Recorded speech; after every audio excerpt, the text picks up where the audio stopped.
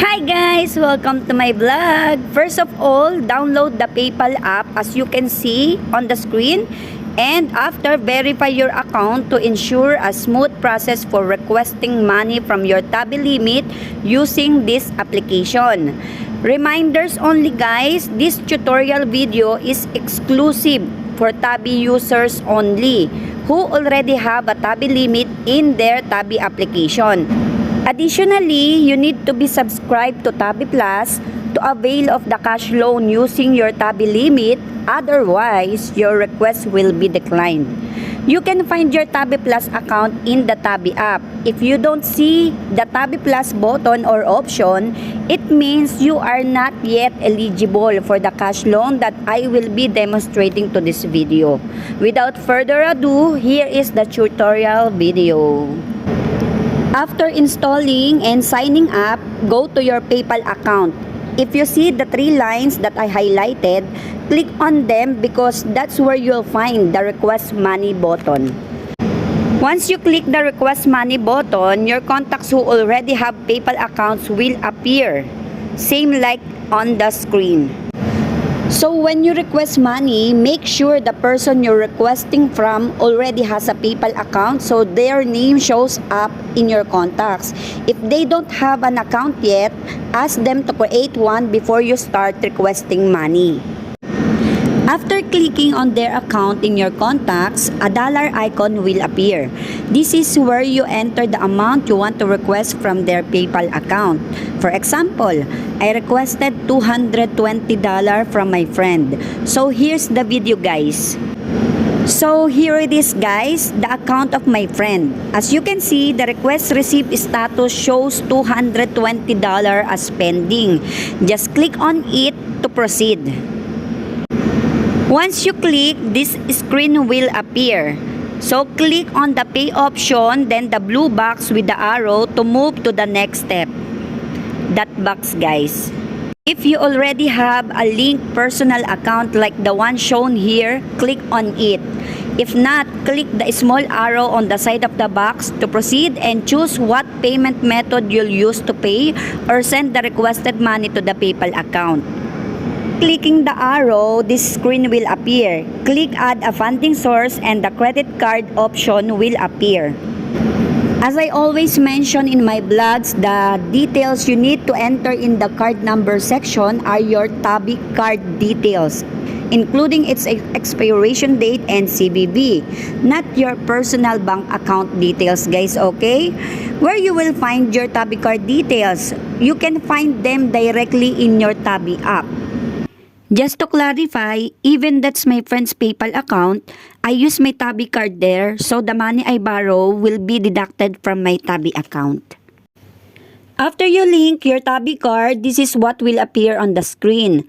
Don't get confused by this. Just focus on the amount that will be deducted from your Tabi card, like in this example, 794.30 dirhams. Ignore the total amount of 841.86 dirhams.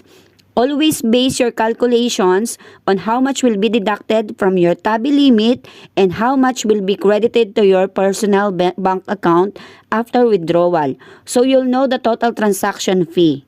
I hope this is clear, okay?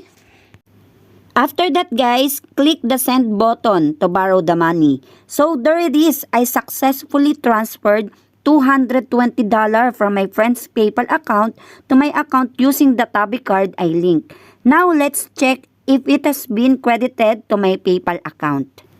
The first payment worth 198.58 dirhams has been deducted from my personal bank account as notified.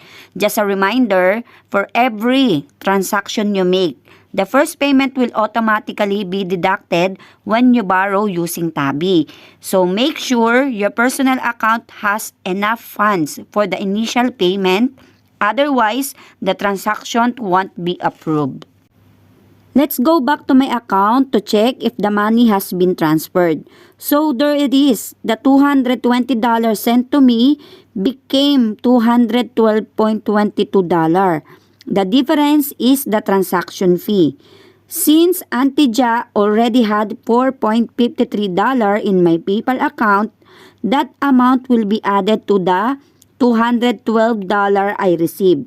So the total amount I'll withdraw is $216. So let's try. Click the withdraw button and you'll be taken to the section where you can input the amount you want to withdraw. Below that amount, there's a purpose of payment button. There are several options to choose from, but I selected utility payment. Sorry guys, by mistake, I didn't take video for these parts. That's why I'm explaining. After answering that, proceed directly to your personal bank account when the money will be transferred. If you don't have an account link yet, you'll need to fill it out. This time, make sure to input your personal account details, not your Tabi card.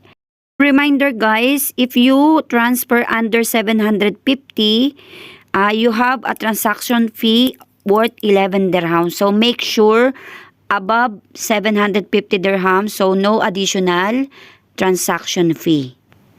After the money is transferred to our personal account, they will send a notification to our email and PayPal account.